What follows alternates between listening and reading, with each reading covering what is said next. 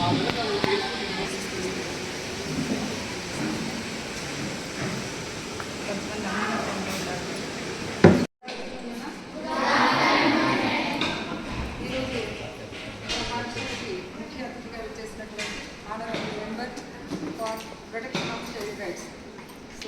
ప్రభుత్వం నుండి ఇక్కడికి హాజరైనటువంటి పద్మలత మేడం గారికి హృదయపూర్వకంగా ధన్యవాదాలు, అలాగే స్వాగతం తెలుపుతూ 2005లో మన రాష్ట్ర ప్రభుత్వం ఎంతో ప్రతిష్టాత్మకంగా కేజీబీవీఎల్ని స్టార్ట్ చేయడం జరిగింది. కస్తూర్బా గాంధీ బాలికా విద్యాలయ అంటే మన స్టేట్లో బాలిక విద్యని ప్రమోట్ చేయాలి, ఎక్కడైతే బాలికలు చదువులో వెనకబడి ఉన్నారో అటువంటి ప్రాంతాలను ఎన్నుకొని అక్కడ బాలికా విద్యని ప్రోత్సహించాలి అన్నటువంటి ఒక మహదాశయంతో ఈ కేజీబీవీని స్టార్ట్ చేయడం జరిగింది. అందులో భాగంగానే మన శాంతిపురంలో కూడా మన కేజీబీవీ 2005లో స్టార్ట్ చేయబడింది. ఇచ్చిన తల్లిదండ్రులకు, నా గురువులకు మరియు ఇక్కడికి విచ్చేసినటువంటి ఆల్ డిపార్ట్మెంట్ ఆఫీసర్స్కి ప్లస్ టీచర్స్కి గురు బ్రహ్మ గురు విష్ణు గురుదేవో మహేశ్వర గురు సాక్షాత్ పరబ్రహ్మ తస్మై శ్రీ గురువే నమః. అటువంటి గురువులు నిలయమైనటువంటి ఈ శాంతిపురం కేజీబీబీలో ఉన్నటువంటి టీచర్స్ కానీ ప్రిన్సిపాల్ కానీ ఒక ఫ్యామిలీ మెంబర్స్ లాగా కనిపిస్తున్నారు. నాకు చాలా సంతోషంగా ఉంది. సముద్రంలో అలలు ఎంత ఫాస్ట్గా వస్తాయో మీ యొక్క మార్కులు కూడా అంత బాగా వస్తున్నాయని చెప్పేసి నాకు అర్థమవుతా ఉంది. అందరికీ 3 వర్డ్స్ చెప్తానమ్మా. మనము జీవితంలో ఎంత శ్రద్ధగా లక్ష్యాన్ని పెట్టుకుంటామో ఆ లక్ష్యాన్ని నెరవేర్చుకోవడానికి ఎన్ని కష్టాలు వచ్చినా ఎన్ని అవరోధాలు వచ్చినా దారిలో ముళ్ళులుంటే ముళ్ళ పొదలు దాటుకొని మనం చివరి వరకు చేరుకుంటాం కదా. ఆ విధంగా లక్ష్యాన్ని ఎవరైతే ఇప్పుడు సపోజ్ ఒకరు డాక్టర్ అవ్వాలనుకుంటున్నారు ఫ్యూచర్లో, దానికి సంబంధించి మనం ఫస్ట్ నుంచి కూడా శ్రద్ధగా దాని మీద కాన్సన్ట్రేషన్ పెట్టుకొని అది రీచ్ అవ్వడానికి కాన్సన్ట్రేషన్గా దాన్ని గోల్ రీచ్ అవ్వడానికి కష్టపడాలి. ఓకేనా? ఇంకొకటి, ప్రతి ఒక్కరు కూడా ఆరోగ్యంగా ఉండాలి. ఆరోగ్యమే మహాభాగ్యం. ఇల్లాలి చదువు ఇంటికి. అదేవిధంగా ఆడపిల్లల చదువు ఎంతో అభివృద్ధి దేశానికి. మీరు మన దేశానికి సంపద. ఆ దేశ సంపద, ఇంత దేశ సంపద చూడండి ఎంతమంది ఉన్నారు. ఒక్కొక్కరు ఝాన్సీ లక్ష్మీబాయి, మళ్ళీ వచ్చేసి సావిత్రిబాయి పూలే, ఇలాంటి పెద్ద పెద్ద నాయకులు కూడా మన దేశంలో ఉన్నారు. అటువంటి దేశంలో నడయాడిన దేశంలో, నాయకులు నడయాడిన దేశంలో మనం జన్మించాము. కాబట్టి ఇటువంటి గొప్ప భారతదేశంలో పుట్టినటువంటి మహిళలు కూడా ఒక శక్తితో సమానం. ఆడపిల్లలు శక్తితో సమానం. దేంతో సమానమ్మా?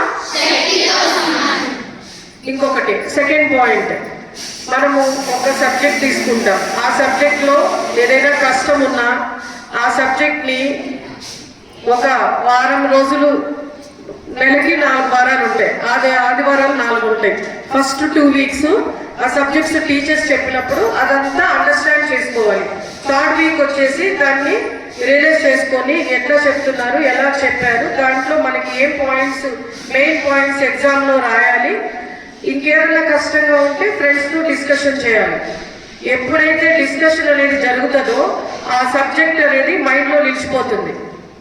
ఏది కష్టం కాదమ్మా. ప్రతి ఒక్కరూ శ్రద్ధతో, అకాడమిక్ ఇయర్ స్టార్ట్ అయిపోయింది కాబట్టి ఇప్పటి నుంచే శ్రద్ధగా చదువుకోవాలి. అంతేగాని ఇది కష్టంగా ఉంది, ఇది ప్రాబ్లం ఉంది అనేసి మైండ్లో నుంచి తీసేయాలి. ఫస్ట్ పాయింట్, ఈజీగా చదువుకోవచ్చు. కంపల్సరీగా మీరు సక్సెస్లో ఉంటారు. ఆత్మస్థైర్యంతో ఉండాలి, ధైర్యంగా ఉండాలి, దేనికి భయపడకూడదు. అర్థమైందా? ఎక్కడికి కూడా టీచర్స్ కానీ మేడమ్స్ కానీ చెప్పకుండా ఎక్కడికి బయటికి వెళ్ళకూడదు. పరిశుభ్రంగా ఉండాలి, స్నానం చేయాలి ప్రతిరోజు. మీకు ముస్తాబు కార్యక్రమం ఉందా? ఉంది కదా. ప్రతిరోజు కూడా నీట్గా ఉండాలి. ఇంటర్వెల్ టైంలో కూడా మార్నింగ్ నుంచి చదువుకొని ఉంటారు కదా, ఇంటర్వెల్ టైంలో కాస్త ఫ్రెష్ అప్ అయ్యి నీట్గా మళ్ళీ చదువుకోవాలి. ఏమ్మా, నేను చెప్పేది 2 విషయాలు చెప్పాను మీకు. శ్రద్ధగా చదవాలి, కష్టాన్ని ఇష్టంగా చూసుకోవాలి, మార్చుకొని మన లక్ష్య సాధనకి నెరవేర్చుకోవాలి. ఏమ్మా, అర్థమైందా? ఇంకొకటి, ఇప్పుడు మీకు సబ్జెక్ట్స్ అనేది ఇప్పుడు స్టార్ట్ అయిపోయినాయి madam. 10th class 10th class start అయినప్పుడు 10th క్లాస్ టీచర్స్ ఎవరండి? ఆ స్ట్రెంత్ లో ఎవరు ఏ సబ్జెక్ట్ లో హైయెస్ట్ మార్క్స్ వస్తున్నాయి, ఎవరికి లోయెస్ట్ మార్క్స్ వస్తున్నాయి అది ఒకసారి చెక్ చేసుకోవాలి. హైయెస్ట్ వచ్చిన వాళ్ళకి వాళ్ళ ఐడియాస్ వాళ్ళు ఎలా చదువుతున్నారు అనేది మిగతా వాళ్ళకి చెప్పేటట్టు చేసుకోవాలి.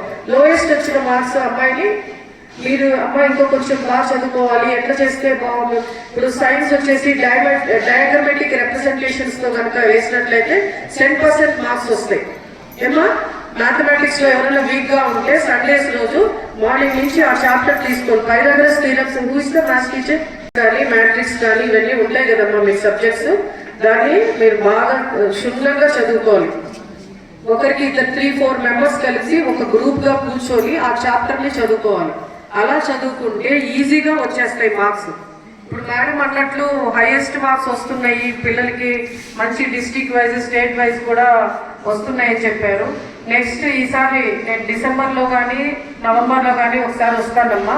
అప్పుడు మీ అందరికీ కలిసి 3 ఎగ్జామ్స్ పెడతాను కాంపిటీషన్, 8th, 9th, 10th. అది ఏంటనేది ఆ రోజు చెప్తాను. అంటే బిఫోర్ 2 days ప్రిన్సిపల్ మేడంతో మాట్లాడతాను.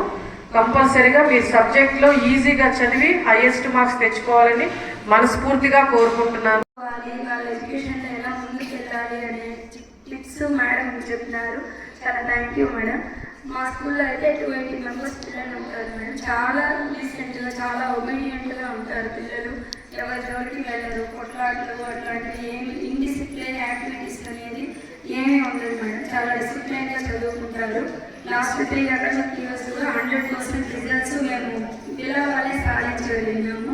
10th క్లాస్లో 100% రిజల్ట్స్ ఖచ్చితంగా ఈ అకాడమిక్ ఇయర్ 10th కానీ ఇంటర్మీడియట్ కానీ 100% రిజల్ట్స్ ఖచ్చితంగా వస్తుంది మేడం.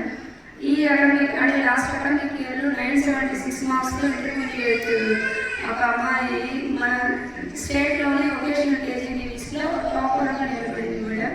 10th క్లాస్లో కూడా 573 మార్క్స్తో 8 కేజీబీవీస్లో టాపర్గా నిలబడింది మేడం. మన స్టూడెంట్ చాలా గర్వంగా ఉంది.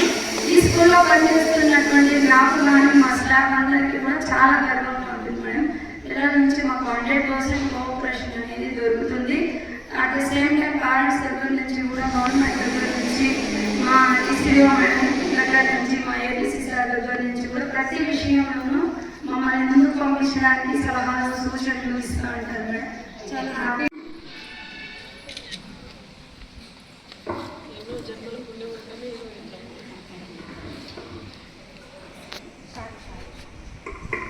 తల్లిదండ్రుల్ని గౌరవించాలి, ఇంట్లో పెద్దోళ్ళని బాగా చూసుకోవాలి, అమ్మకి హెల్ప్ చేయాలి, నాన్నకి హెల్ప్ చేయాలి. మొత్తమైందా?